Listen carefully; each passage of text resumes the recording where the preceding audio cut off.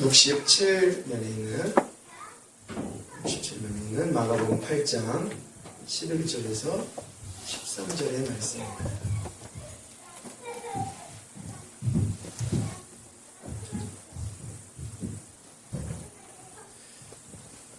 마가복음 8장 11절에서 13절 제가 받들어 봉독해 드리도록 하겠습니다.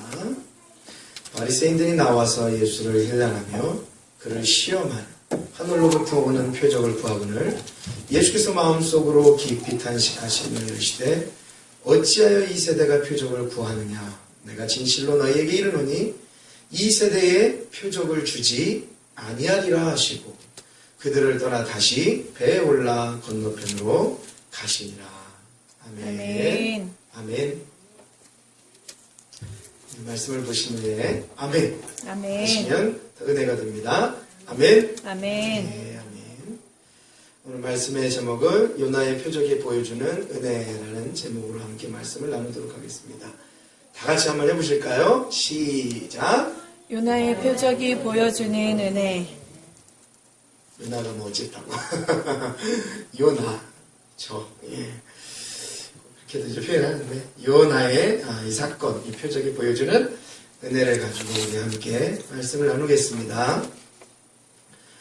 우리 마가복음을 계속해서 우리가 말씀을 연이어보고 있습니다. 오늘 처음 오신 분들은 마가복음의 줄기와 그 내용들을 전부 다 파악은 하실 수 없겠지만 내용인즉슨 그렇습니다. 우리가 마가복음을 택하여서 하나님께서 예수 그리스도를 통해서 이 땅에 하나님의 택한 백성들을 어떻게 구원하시고 어떻게 사랑하시고 또 어떠한 일을 보이시면서 하나님의 큰 일들을 감당하셨는지 그 일을 행해 보이셨는지를 우리가 이 복음서를 통해서 알 수가 있다는 말입니다. 그래서 바울이 빌립보서를 통해서 말씀한 것처럼 너희들이 하나님을 아는 것 그리고 그 하나님을 믿는 것에 정말 중요한 부분이 다 그 속에 포함되어 있다. 그러니까 하나님을 믿는 것만 가지고도 안 되죠. 왜? 잘 믿어야 됩니다. 그리고 하나님을 아는 것만 가지고도 안 됩니다. 왜? 아는 것은 우리가 흔히 아는 교만을 쌓게 하는 지식일 뿐이니까. 그래서 아는 것과 믿는 것이 두 개가 동일해져야 됩니다. 젊은 친구들도 마찬가지입니다. 이 땅에 살면서 아는 것만 많이 쌓게 되면 무엇이 나옵니까? 자기의 욕망, 자기의 이 땅에서의 어떠한 나의 가진 것을, 나의 가진 목표를 거기까지만 올라가서 거기서 나의 모든 것을 채운다. 나를 위해서, 또 우리 가족을 위해서 라고만 생각할 수 있단 말입니다. 왜 내 거 하니까. 요즘 세상이 또 그렇지 않습니까?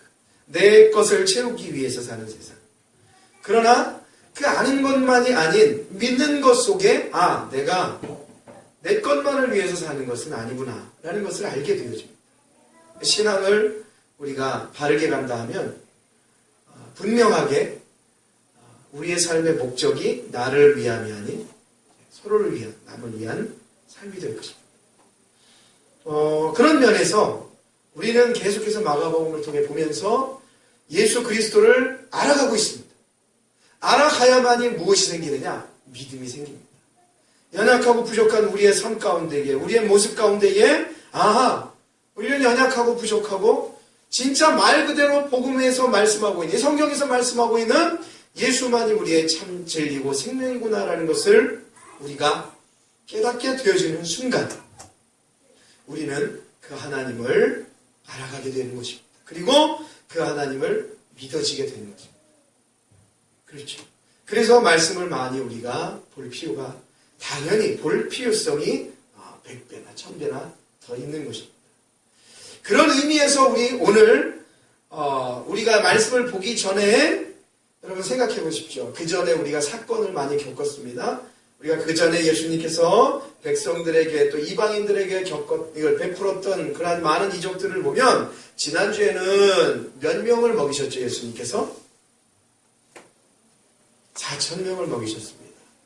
4,000명을 먹이셨고 그 4,000명을 무엇으로 먹이셨죠? 떡 몇 개로? 떡 몇 개로?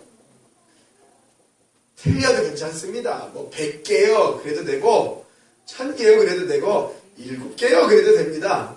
네, 예수님께서 이방인에 있는 이 지역의 많은 사람들에게 떡 7개와 물고기 몇 개요? 2개로 그들을 먹이셨습니다. 4,000명이나 먹이셨습니다.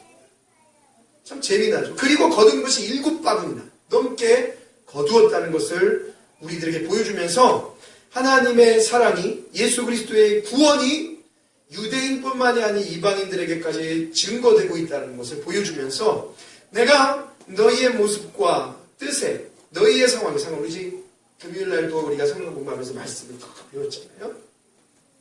너는 어떤 모습이었든지 상관이 없다.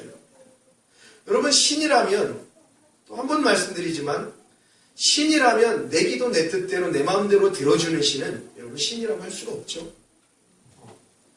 여전히 우리가 어떤 모습, 우리가 어떤 것을 하나님께 구하든지 어떤 생각을 가지고 있든지 여전히 하나님은 하나님의 그 구속의 은혜와 은총을 여지없이 해내가겠다는 강력한 의지와 표현을 어디다? 성경에다. 무엇으로? 글로, 우리에게 말씀으로 표현해주고 있다는 것입니다. 살면서 우리가 많은 문제와 일들을 겪고 살아갑니다. 그러나 하나님은 여전히 그러한 인생의 모든 삶 속에서 말씀으로 다가오셔서 우리들에게 다시 한번 말씀해 주죠. 내가 너를 이렇게 구원한다. 내가 너를 사랑한다. 내가 너를 보듬어 안는다. 내가 이러한 상황 속에서도 너희들에게 가서 나의 생명의 떡을 나누어 주기를 원한다. 네, 주님 고맙습니다. 감사합니다. 우리가 주님 앞에 할 수 있는 것은 감사와 찬양과 예배. 그렇죠.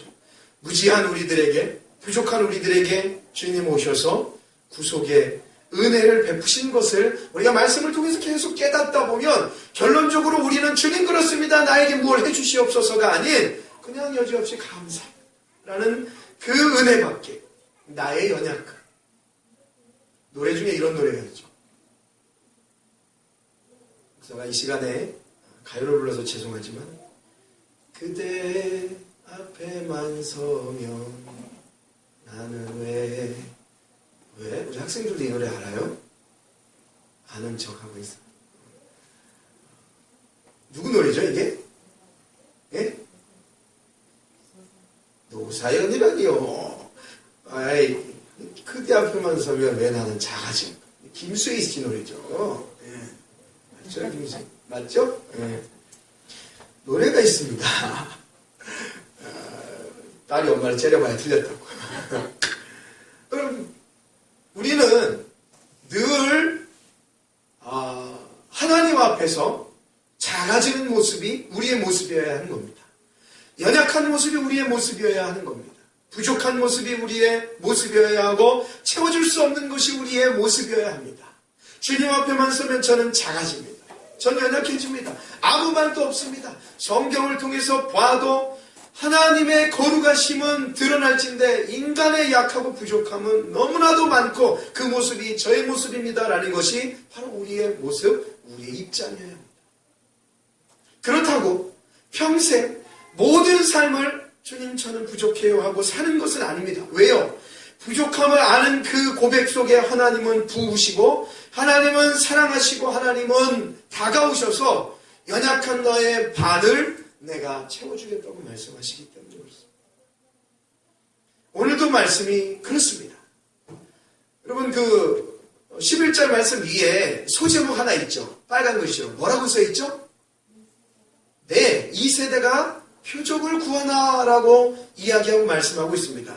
여러분 우리는 8장 초반절을 통해서 계속해서 이방인들에 대한 구원으로 4,000명을 예수님 먹이셨어요. 그 이상으로 보면은 5,000명이나 되는 이 유대인들을 예수님 먹이셨어요. 5병 이하의 기적도 받고 7병 이하의 기적도 받습니다.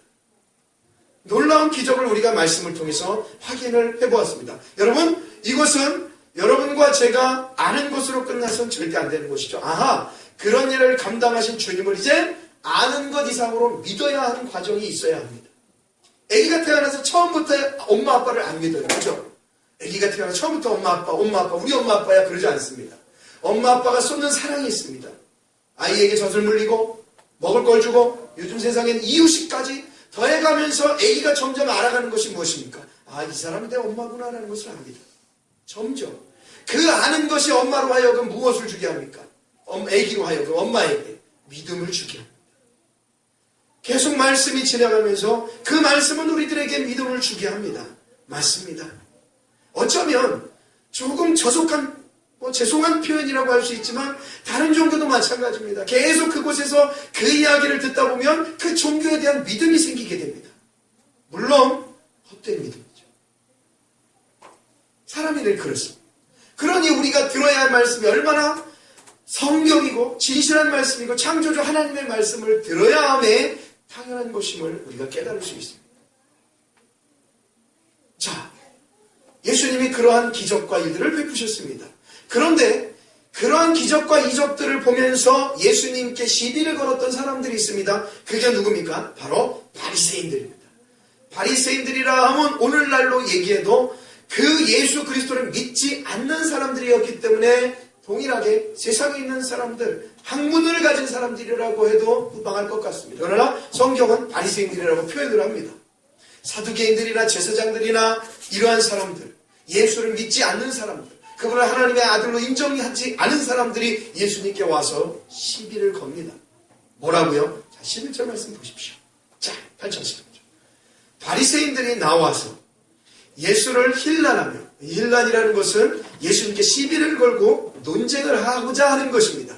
여러분 자꾸 와가지고서 뭔가 시비를 걸잖아요. 싸움을 걸려요. 왜 이렇잖아요. 저렇잖아요. 자꾸 이 바리새인들도 마찬가지예요. 예수가 늘 눈에 가시였습니다. 저 예수를 어떻게 하면 없앨 수 있을까? 저 예수를 어떻게 하면 쫓아낼 수 있을까? 역시 마찬가지로 수많은 사람들이 와서 율법을 가지고 예수님께 논쟁을 합니다. 그러나 여러분들 아이들 말로 뭐라고 합니까? 게임이 안 되는 거죠. 예수님께 그러나 힐난하면 논쟁을 하면 또 그를 시험한다고 표현합니다. 예수 그리스도를 시험하여서 스스로를 넘어지게 하려고 하는 것입니다. 그리고 하늘로부터 오는 표적을 구합니다. 그러니까 만왕의 왕이신 하나님의 아들 예수 그리스도, 이 예수 그리스도, 신이신 예수 그리스도께 인간이 표현할 수 있는 최소의 저속한 행동을 한 겁니다. 뭐 예수님을 때렸다. 우리 이제 마태복음 후반절에 가면, 복음서의 후반절에 가면 예수님을 때리고 핍박하고, 여러분 그게 예수님의 최고 저속적인 행위라고 저는 보지 않아도 될 것 같습니다. 오히려 그 속에 더 엄청난 의미가 있기 때문에. 그런데 그걸 단순히 1차적으로 때리는 것이 아닌 예수님의 마음을, 속을 시험하고 건드는 것은요, 더 큰 시험이라고 할 수가 있습니다. 더 화가 나는 거죠. 왜 그러잖아요. 차라리 한 대 때리십시오. 여러분 그럴 때 있었잖아요. 그럴 때 있죠. 차라리 한 대 때리세요. 날 때리세요. 공격하지 말고요.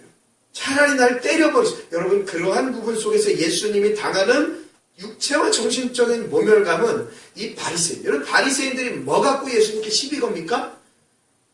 예수님이 하나님의 아들, 성부, 성자, 성령이신 하나님께서 주신 율법이라는 걸, 아니 예수님이 율법의 주인인데 그 율법 갖고 예수님께 시비를 걸어요. 얼마나 열받겠습니까 예수님께서. 그렇겠죠. 그 모멸말. 그래서 시험하며 라는 말을 성경이 표현하는 것입니다. 스스로를 자멸하게, 넘어뜨리게 하기 위해서 표적을 구합니다. 여러분 그 성경에 유대인들이 율법을 가지고 있다고 그래서 바리새인들이라 그래서 그 사람들은 원래 깨끗한 사람, 좋은 사람이라고 생각하시면 안 됩니다. 원래는 깨끗한 사람이었어요. 좋은 사람이었어요. 그러니까 율법을 정확하게 지키려고 하던 사람이었어요. 근데 그 사람들이 벗어납니다. 율법을 잘못 오인합니다. 전혀 예수님이 가지고 계시는 율법적인 개념과 다른 것으로 이 바리새인들이 타락해버리고 잘못되어져 버립니다. 더 이상의 그들의 온전한 율법은 있지 않습니다. 그렇기 때문에 세상에 있는 악한 것들이라고 표현해도 괜찮습니다. 세상이 예수를 넘어뜨리려고 합니다. 여러분 세상에 우리는 넘어뜨리려면 얼마나 쉽게 넘어뜨릴 수 있겠어요. 마저도 유일한 온전한 인류가 탄생된 이후에 이 땅에 오신 예수 그리스도, 유일하신 하나님의 아들, 죄 없으신 하나님의 아들마저도 이 세상을 어떻게 한 겁니까? 넘어뜨리게 하려고 한 겁니다. 왜요? 그분만 넘어뜨리면 나머지 죄인인 우리는 다 알아서 지옥 가기 때문에 그렇습니다. 용서함 받지 못하기 때문에. 인간 하나 넘어뜨리는 것, 사람 하나 넘어뜨리는 것 아무것도 아니에요. 그러나 예수를 넘어뜨리는 건 만만치 않습니다. 그런데 시도합니다. 누구를 통해서요? 가장 가까운 사람을 통해서. 주변에 있는 이 바리새인들이, 사두개인들이, 제사장들이 항상 예수 주변에 있던 사람들이지만 예수님은 그 사람들에 의해서 이 표적을 구하기를 원해요. 시험을 당하고 신난을 당하면서 당신의 신적 존재의 자존심을 다 구겨버리십니다. 그러나 예수님은 거기에 아랑곳하지 않습니다. 그리고 이렇게 말씀합니다. 그렇게 예수님을 힐난하고 넘어뜨리려 하고 쓰러뜨리려 하는 시험을 있게 하는 그들에게 예수님이 이렇게 말씀합니다. 12절 말씀입니다. 예수께서 마음속으로, 여러분 지금부터는 다른 생각하지 마시고 잘 들으셔야 됩니다. 그렇지 않으면 놓칩니다.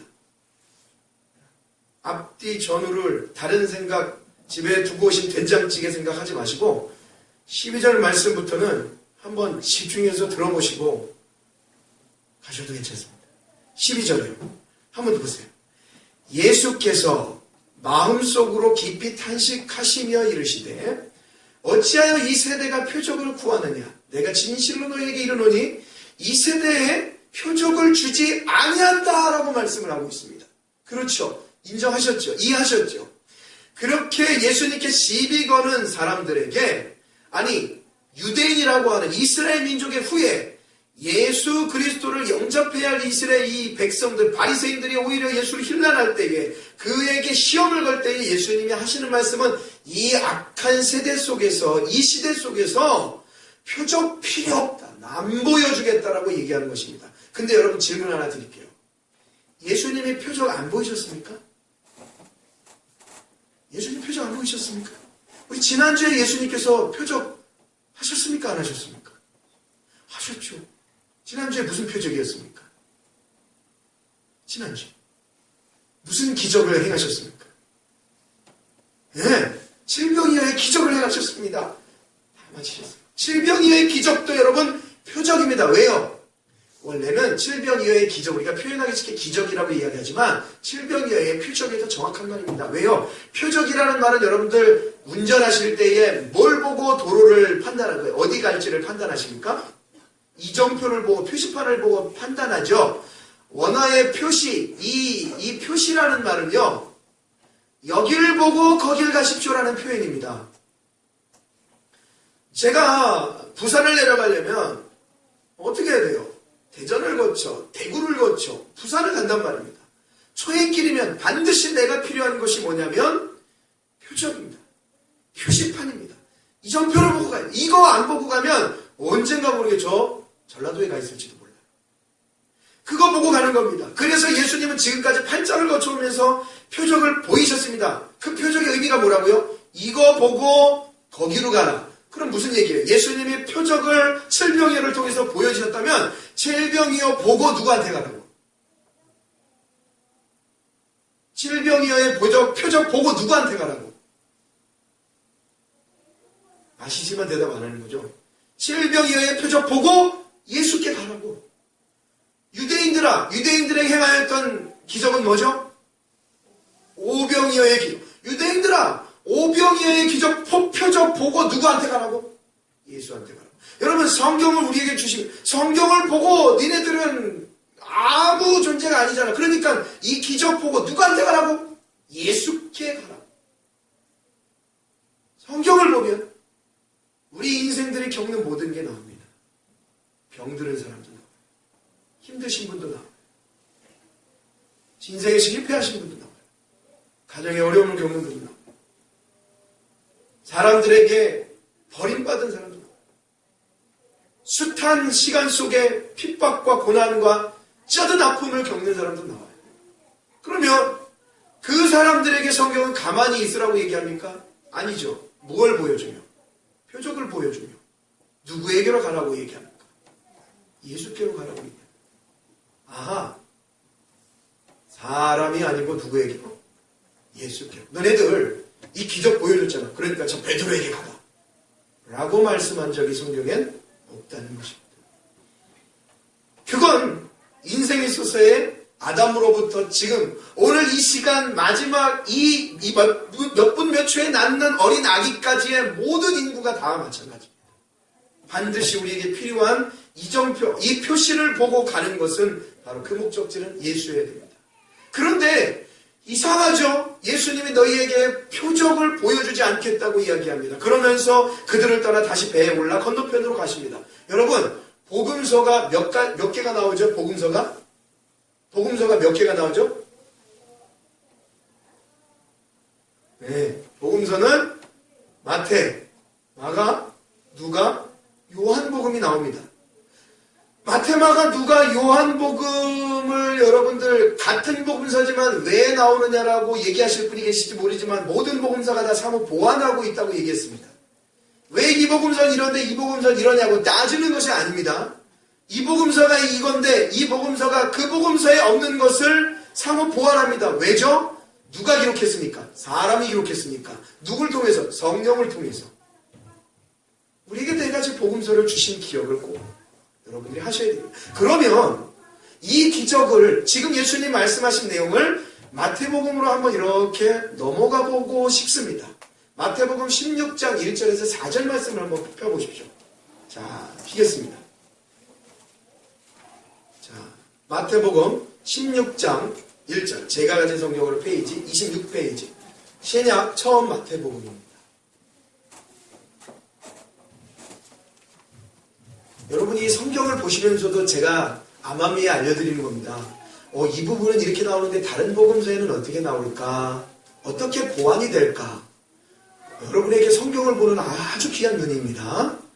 자, 분명히 마가복음 보면 말씀엔 예수님께서 뭘 보여주지 않겠다?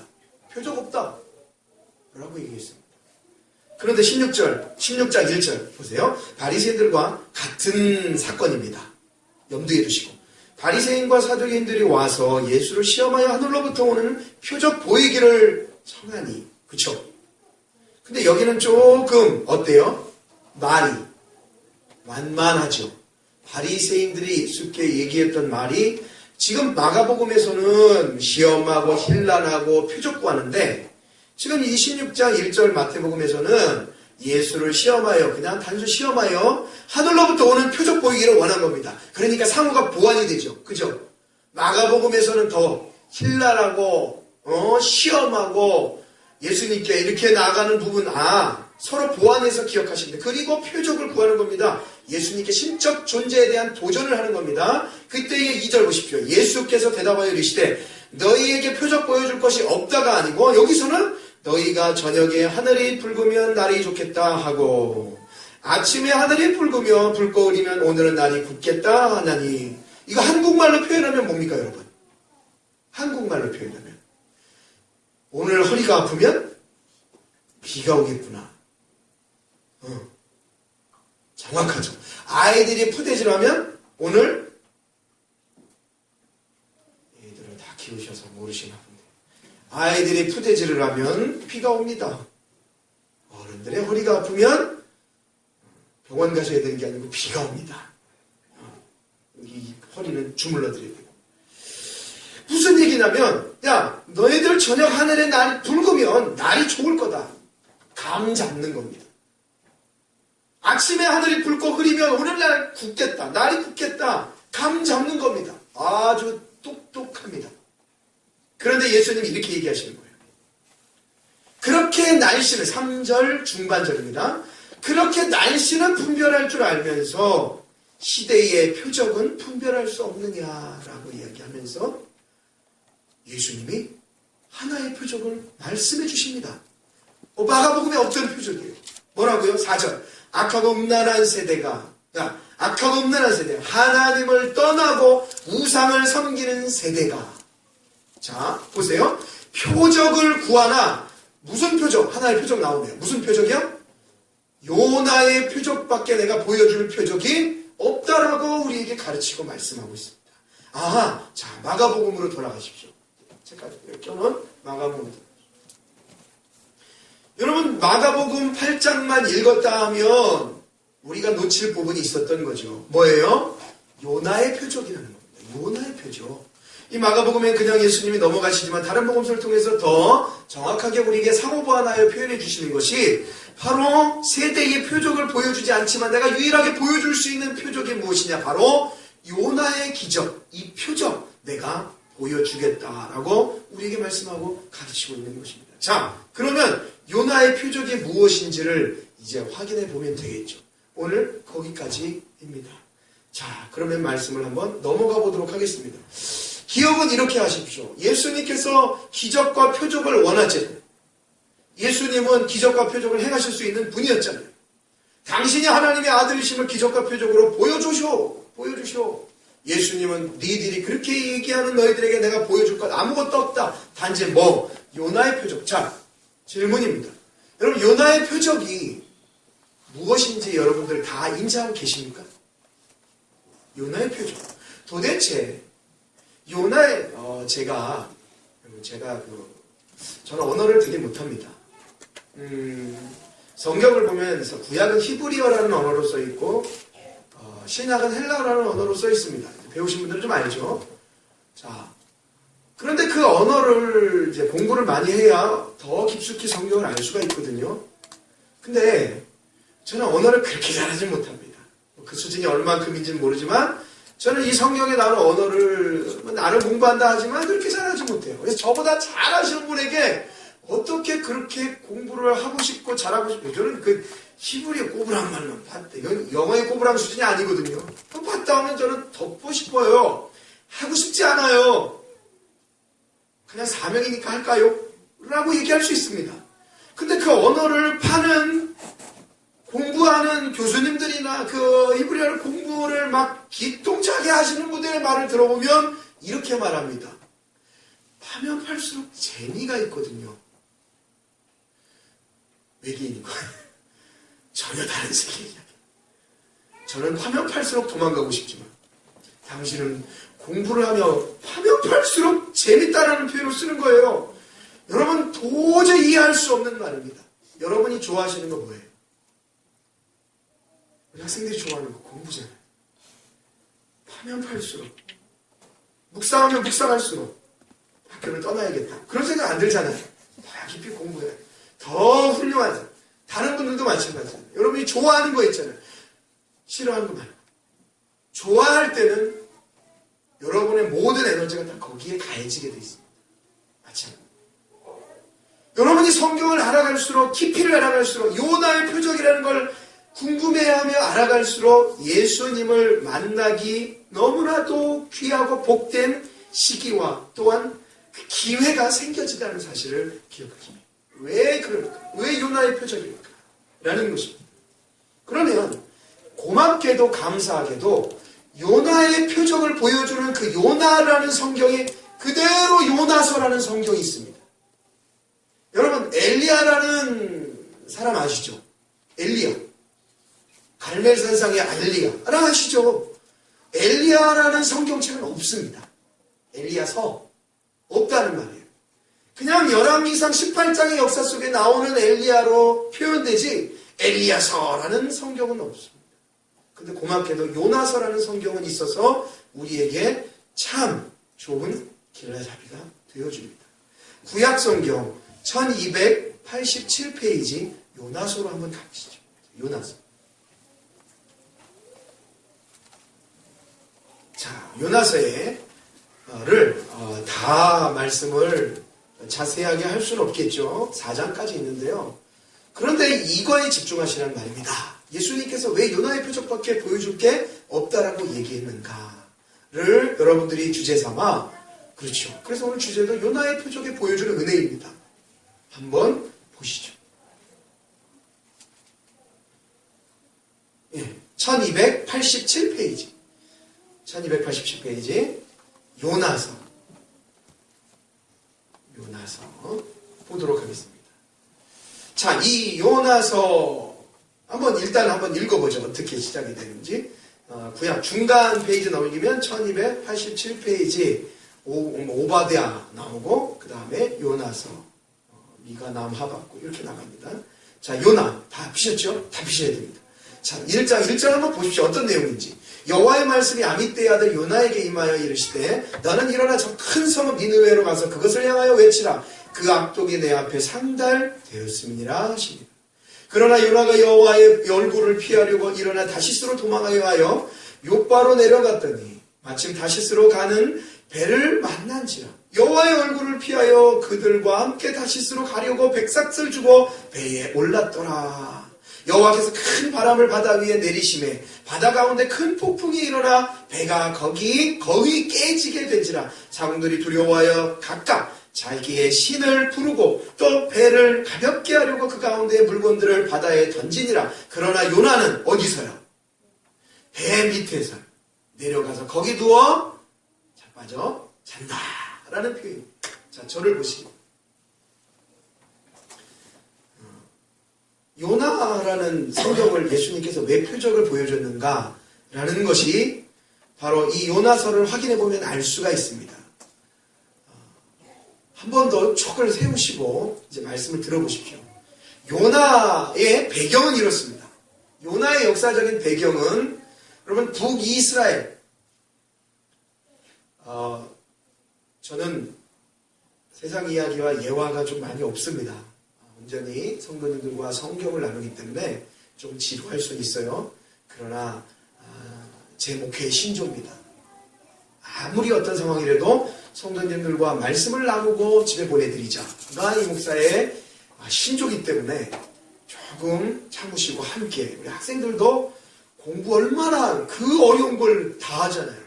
성경 그 공부보다 쉬워요. 조금만 집중하면 말씀을 알아가면 더 큰 지혜와 총명이 여러분들에게 있다는 확신을 가지고 말씀을 보십시오.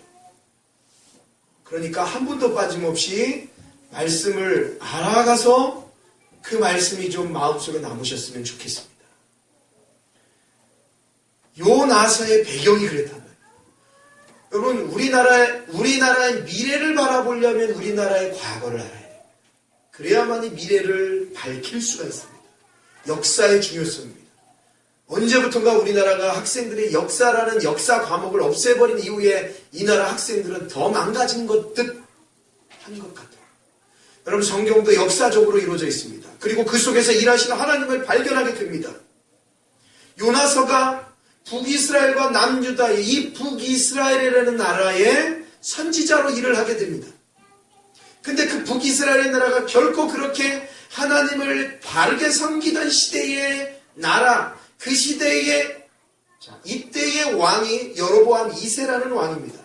저번에 제 성경 말씀 나눈 말씀을 잘 기억하신다면 북이스라엘의 20명에 가까운 왕들은 다 어떤 왕이라고요? 악한 왕, 선한 왕. 그렇죠? 악한 왕. 북이스라엘은 악한 왕밖에 없어요. 남유다는 7, 8명의 선한 왕이 나온다는 말입니다. 그 남유다는 조금 더 길게 가고 북이스라엘은 멸망하고 말아버려요. 남유다는 멸망하지만 멸망이 온전한 멸망이 아닙니다. 북이스라엘은 완전히 멸망하고 말아요. 북이스라엘의 그러한 악한 모습, 너무나도 하나님을 섬기지 않고 세상 우상을 섬기는 타락된 민족에게 다가가서 외치는 겁니다. 뭐라고요? 회개하라. 회개하라. 나도 회개하고 너도 회개하자. 우리 모두 회개하자. 우리 잘못했다. 왜? 하나님을 떠났구나. 진짜 죄가 뭡니까? 죄가 우리가 아는 죄가 아니고 하나님을 떠난 것이 진짜 죄일진데 너희들이 그 하나님을 떠난 것이 가장 큰 죄다. 아니야, 그래. 우리는 정직하게 살고 깨끗하게 살고 말씀대로 산다고 하거든. 그러니까 우리는 죄인 아니거든. 아니다 이거예요. 하나님을 떠난 것이 가장 큰 죄라.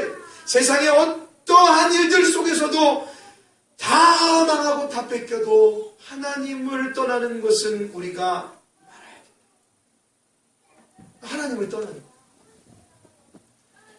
근데요, 여러분 재미난 게 뭐냐면 이 중에는 우리 성도님들 중에는 다이렉트로 말을 하는 게 좋으신 분도 있어요. 그런데 또 돌려서 얘기하거나 어떤 분은 이 얘기를 하고 싶은데 저 얘기를 해야 되는 경우가 있는 여러 가지 종류의 말하는 사람들이 있어요. 그쵸? 저 같은 경우는 직선화법을 쓸 때도 있지만 대부분이 이렇게 설득력 있게 이해 있게 얘기하다가 상대방이 이제 그러니까 뭐라고 얘기하는 아주 저 같은 그런 인물 중에 한 명일 수도 있지만 그래서 이런 또 깊은 말씀이 이렇게 나온다고 저는 그냥 스스로 그냥 교만을 떨어요. 생각하고 있습니다. 근데 여러분 생각해 보십시오. 요나서가 그렇다는 거예요. 제 얘기하려고 그러는 게 아니고 요나서가 그렇다는 거예요. 요나서는요. 여기에 주제가 있잖아요. 요나서가 여기에 주제가 있으면 지금 요나서가 얘기하는 건 지금 여기서 얘기하고 있단 말이에요. 그러니까 사람들이 헷갈리고 모르는 거예요. 요나서가 여기 있으면 여러분 당대 선지자들은 여기서 여기가 뭐예요? 여기가 뭐냐면 이스라엘 백성들이 하나님을 떠난 걸 말한단 말입니다. 여로보암 왕 2세가 하나님을 떠나서 백성들을 섬기고 우상으로 섬기고 했단 말입니다. 여기다 대고서 직접적으로 요나 선지자가 당신 하나님 떠났어 회개하시오 백성들아 회개하시오 그래야 되는데 이 요나서가 아주 돌려요. 성경이 돌아서 다른 나라로 가버리는 겁니다. 여러분 아이들에게 동화 속에 늘 들려주잖아요. 요나라는 사람이 있었는데 이 요나라는 사람에게 하나님께서 지금 니느웨라는 동네 여러분 니느웨라는 동네가 아수르라는 동네입니다. 아수르 하면은 금요일날 또 배우셨잖아요. 무슨 동네예요? 누굴 괴롭히던 이스라엘을 괴롭히던 동네가 아수르예요.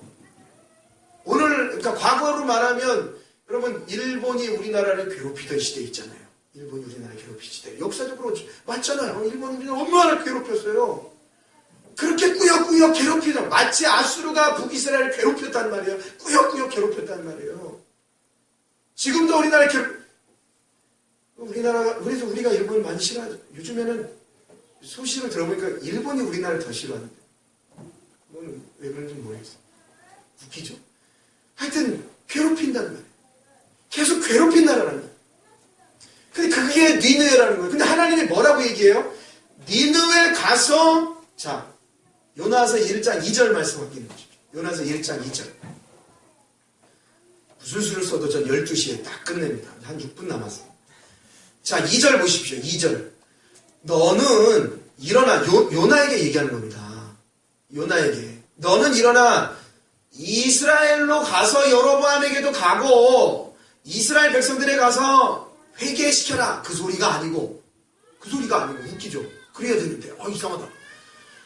저 큰 성 니느웨 어디요? 북이스라엘을 괴롭히는 아수르의 수도 니느웨로 가서 그것을 향하여 외치라. 뭘? 그 악독이 내 앞에 상달되었음이니라 하시니라 라고 이야기합니다.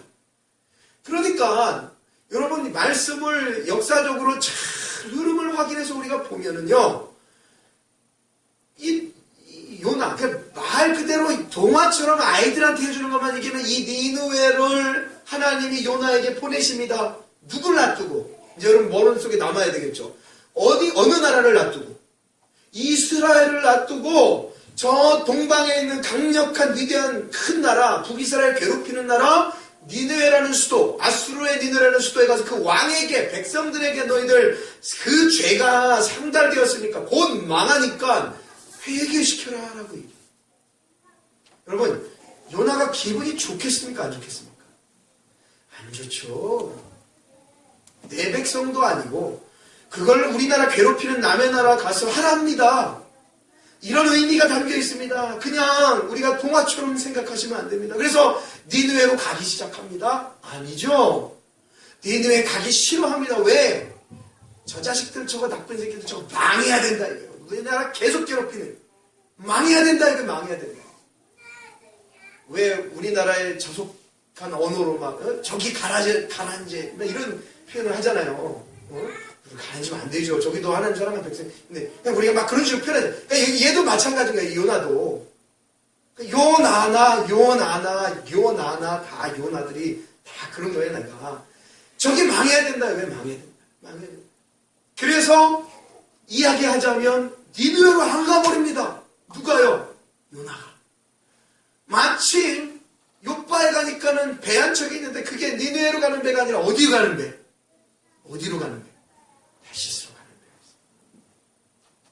다시스로 가게 됩니다. 다시스로 가다가 어떤 사건을 만나느냐? 분명히 하나님은 요나를 니느웨로 보냈는데 다시스로 가는 것을 보면서 하나님께서 그 다시스로 가는 배를 어떻게 풍랑이 일게 하십니다. 풍랑을 일게 하시고 그 풍랑이 일어 사람들이 죽게 되니까 성경을 다 읽을 수 없잖아요. 지금 제가 이제 쭉 말씀을 드릴게요. 풍랑이 일어나니까 사람들이 너무나도 괴로워하고 힘들어하고 죽음을 경험해. 말씀에 보니까 뭐라고 얘기냐면 4절 하반절에 보니까 뭐가 배가 깨지게 됐다는 거예요. 여러분 이거는 거의 이제 배가 침몰 직전에 있다는 것을 말씀하고 있습니다. 조금 있으면 깨지는 거예요. 거의 깨졌다는 게. 그러니까 사람들이 난리가 난 거예요. 그런데 여러분들 요나는 어디서 뭘 하고 있습니까? 5절 하반절에 요나는 배 밑층에 내려가서 뭐 하고 있다고요? 누워서 잠을 자고 있었습니다. 뭐 가진 사람이요? 사명 가진 사람이 잠을 자고 있었습니다. 하나님께서 그냥 두실 수 없었죠. 하나님께서 그걸 풍랑 일고 깨버리게 만들고 하니까 사람들이 가서 누가 내려왔어요. 야, 너 지금 난리가 났는데 여기서 잠자고 있느냐? 일어나라! 일어나라! 잠자고 있는 자여 일어나라! 라고 얘기하는 거예요. 여러분 이 표현이 뭐냐면 예수님께서 십자가에 못 박혀 죽으시고 죽은 이후에 무덤에 있을 때에 일어나는 것을 얘기합니다. 예수님이 또한 죽어있는 나사로라는 사람들을 일으킬 때에 일어내는 표현을 이야기합니다. 일어나라! 일어나라! 하나님만이 죽은 자를 일으키실 수 있다. 잠자는 자를 일으키실 수 있다는 것을 우리에게 가르칩니다. 그럼 요나가 일어납니다. 일어나서 배 밖을 나와보니까 난리가 난 겁니다. 그 난리가 난 상태에서 요나는 뭐하죠? 알아채죠. 여러분 이거 제비 뽑아봤어요. 맞아요. 저 때문이에요. 하나님이란 분이 절 이쪽에 보내셨는데 이쪽으로 가다가 이런 일이 당했어요. 저 바다에 던져버리십시오. 그래? 어쩌고 저쩌고 한데 그러다가 바다에 던져. 15절 말씀입니다. 쭉 건너가서 15절. 요나를 들어 바다 던짐에 바다가 뛰노는 것이 곧 그쳤다라고 얘기해요. 그러면서 살아요, 배가. 문제는 여기서 끝나는 게 아니죠. 이제 요나가 문제죠. 빠져버립니다. 바다에 빠져버립니다. 그 바다에 빠져버린 상태에서 17절 보니까는 예수님이 말씀하고자 하는 주된 표적의 이야기가 나와요. 여호와께서 17절 여호와께서 이미 큰 물고기를 뭐 하사? 예비하사. 여러분 3절 말씀에 가보십시오. 3절 말씀. 그러나 요나가 여호와의 얼굴을 피하려고 하나님의 얼굴을 피하려고 일어나 다시스로 갔어요. 여러분 하나님이 요나가 다시스로 가는 거 니느웨로 안 가고 다시스로 가는 거를 아셨을까요? 모르셨을까요? 아셨어요. 그래 여기 도망하려 하여 욥바에 내려갔더니 3절 도망하려 하여 욥바에 내려갔더니 그 다음 단어가 뭡니까? 마침이라는 단어입니다. 마침.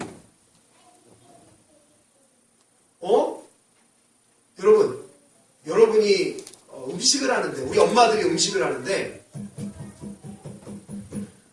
칼이 부러져 버렸어요. 엄마들이 힘이 세잖아요. 팍 부러졌어요. 대장장에 갈 수도 없고 칼이 부러져. 큰일 나요. 우리 성도님들 우리 아이들 밥 먹여야 되는데 이게 칼 하나밖에 없는데 팍 부러졌네. 아이고 하나님 어떻게 합니까? 아이고 어떻게 합니까? 분명히 칼은 하나밖에 없는데 어떡합니까? 그걸 고개를 들어서 에라 모르겠다 찬장을 빵 열었는데 거기에 마침 뭐 하나가 있어요. 화도가 하나가 나. 여러분 그 마침이라는 단어를 얼떨결이라고 여러분들이 기억하시겠습니까? 아닙니다. 여러분 이 일을 통해서 하나님이 성경을 이 사건을 통해서 우리에게 말씀하고 싶은 이야기가 결론이 있기 때문에 하나님은 계속해서 마침으로 갑니다. 요나가 배 밑에서 잡니다. 하필이면 마침 그때에 뭐가 일어납니까? 풍랑이 일어납니다. 사람 편에서 다 마침. 그 마침 전에 우리는 허우적됩니다. 그러나 그 마침을 겪게 되면서 우리는 또 한 번 배워가게 됩니다. 부족한가? 하나님이 이끄시는 것이 맞구나. 그런데 그 이끄심 속에 뭐가 있구나? 풍랑은 있구나. 하나님에 대한 나의 채찍은 있구나. 그것이 복이구나. 를 깨닫게.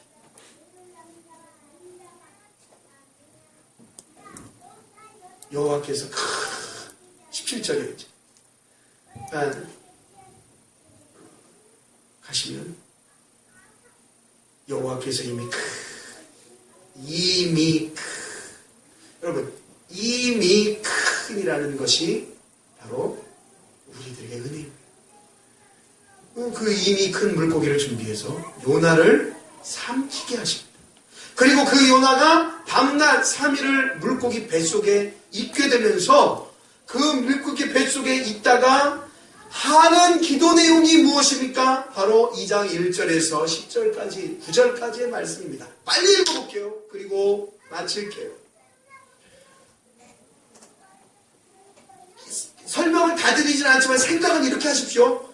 예수님이 요나의 표적을 보여줄 거다. 그 의미를 내가 되새길 거다라고 얘기하는데 우리는 지금 구약의 요나서를 실제로 보고 있다는 것을 염두하고 오늘 나오신 분들은 다음 주에 꼭 함께 말씀을 연달아 나누어 주셨으면 좋겠습니다. 그 물속에 들어갔어요. 여러분 물속에 들어가 큰 물고기가 예비 준비된 물고기 속에 삼키게 됩니다. 혹자는 이 물고기가 거대한 물고기, 무슨 물고기, 대부분의 학자들은 포유류성인 공기를 집어넣고서는 고래였을 가능성이 있다. 왜? 그래야만이 그 허파 안에 있는 여러분 공기를 마시면은 여러분의 소화기관까지 공기가 간다는 사실을 아시고 계실 겁니다. 그죠? 복식호흡이라는 것이 그렇습니다. 노래할 때 여러분 뱃속까지, 위장 속까지 공기를 넣게 되는 겁니다. 그런 의미에서 고래가 아닐까라는 추측을 많이 갖습니다. 왜냐하면 그 안에 공기가 들어가기 때문에 그렇습니다. 거대한 물고기가 들어갔습니다. 그 속에서 3일이 있다는 것은 예수 그리스도께서 3일 동안 무덤에 갇혀 있다는 것을 우리들에게 표시해주고 말씀해주는 거야. 무슨 얘기예요? 내가 널 위해 죽은 것이, 내가 널 위해 죽어 십자가에 못 박혀 무덤에 갇히는 그 일을 보여주겠다. 자, 거기까지만 말씀을 드리고 요나가 물고기 뱃속에 갇히게 됩니다. 거기서 하는 요나의 기도를 들어보십시오. 이것이 바로 누구의 기도입니까? 첫째는 우리 주님의 기도요. 둘째는 저와 여러분들의 기도가 되어야 합니다. 요나가 물고기 뱃속에 그의 하나님 여호와께 기도하여 이르되 내가 받는 고난으로 말미암아 여호와께 불러 아뢰었더니 주께서 내게 대답하셨고 내가 스올의 뱃속에서 스올이란 죽음을 의미합니다. 죽음의 뱃속에서 부르짖었더니 여러분 예수님이 스올까지 내려가십니다. 그렇죠? 십자가에 못 박혀 사람들에게 조롱과 죽음과 모든 것을 다 당하는 예수님이 스올까지 내려가는 것을 요나가 스올까지 내려가는 것으로 표현을 합니다. 3절 주께서 나를 깊은 속 바다 가운데에 던지셨으므로 큰 물이 나를 둘렀고 주의 파도와 큰 물결이 다 내 위에 넘쳤나이다. 내가 말하기를 내가 주의 목전에서 쫓겨났을지라도 여기서 잘 보십시오. 내가 말하기를 내가 주의 목전, 그쵸? 니느웨로 가라는 거 다시스로 갔어요. 내가 주의 목전에서 쫓겨났을지라도 다시 주의 성전을 바라보게 하였습니다. 요나를 물고기 뱃속으로 넣어버린 상황이 얼마나 비참하고 안타까운 상황입니까? 그런데 요나는 그 고백이 뭐라고 얘기합니까? 이 계기를 통해 내가 다시 주의 성전을 바라보게 된 계기가 됐군요, 주님. 이라고 고백하는 거. 그렇죠. 5절 물이 나를 영혼까지 둘렀어요. 기쁨이 나를 애워싸고 바다불이 내 머리를 감쌌어요. 6절에 내가 산의 뿌리까지 내려갔습니다. 땅이 그 빗장으로 나를 오래도록 막았사오나 나의 하나님이여 여호와여 주께서 내 생명을 구덩이에서 건지셨다. 그것이 바로 본격적인 사명을 받는 요나의 모습이었습니다. 내 영혼이 내 속에서 피곤할 때에 내가 여호와를 생각하였더니 내 기도가 주께 이르렀사오며. 그렇죠? 여러분, 우리의 기도가 지금 들어지지 않아도, 우리의 기도가 지금 어떠한 소식이 없을지라도 그 기도는 하나님께서 하신다. 거짓되고 헛된 것을 숭상하는 모든 자는 자기에게 베푸신 은혜를 버렸사옵니다. 나는 감사하는 목소리로 주께 제사를 드리며 나의 소원을 주께 갚았나이다. 구원은 여호와께 속하였나이다 하니라. 여호와께서 그 고백이 끝난 이후 딱 정확히 며칠, 사흘이 됐을 때에 요나를 육지에 토해냅니다. 예수님이 다시 3일 동안 갇혀 계시다 부활하십니다. 그리고 요나는 토해낸 그 땅에 고개를 들어 이정표를 보니 그 이정표가 뭐라고 써 있습니까? 니느웨라고 써 있습니다. 니느웨를 갑니다. 그곳에서 회개를 전합니다. 많은 사람들이 회개하고 그 진멸을, 그 하나님의 진노를 피하게 됩니다. 그것이 요나에 담긴 메시지입니다. 그리고 다시 마가복음으로 돌아왔을 때에 내가 이 요나의 표적을 통하여 너희들에게 구속의 은혜를 베풀고자 하는 예수님의 마음을 우리에게 이야기해 주시는 것입니다. 다음 주에 잠깐 더 읽고 그 다음 내용을 이어서 가도록 하겠습니다. 오늘 말씀까지를 보면서 여러분들, 요나의 표적이라는 걸 통한 그리스도의 구속의 은혜, 요나가 그러한 사건을 거쳐서 느느웨로가 회개를 요청한 것처럼 예수 그리스도가 이러한 모진 과정을 통하여서 우리의 구속자가 되어줬다는 것을 성경은 우리에게 가르쳐주고 있다는 사실을 기억하십시오. 그렇기 때문에 저와 여러분들은 예수를 붙잡으셔야 합니다. 아무리 세상이 우리를 집어삼키려 해도 베드로가 고백한 것처럼 두루다니며 우는 자와 같이 삼킬 자를 찾으며 너희를 집어삼키려고 할지라도 우리의 심장은 예수의 심장이 돼 있어야 합니다. 그 심장은 주님께서 만드실 겁니다. 우리는 그 심장을 주님께 내려놓습니다. 그리고 이 한 주를 그 심장으로 살아나가는 것입니다. 우리 다같이 일어나셔서 주님께 고백드리기를 소망합니다. 하나님은 너를 지키시는 자. 다같이 일어나셔서 하나님 너 우편에 계시니 우리 고백하고 말씀 생각하며 기도하겠습니다.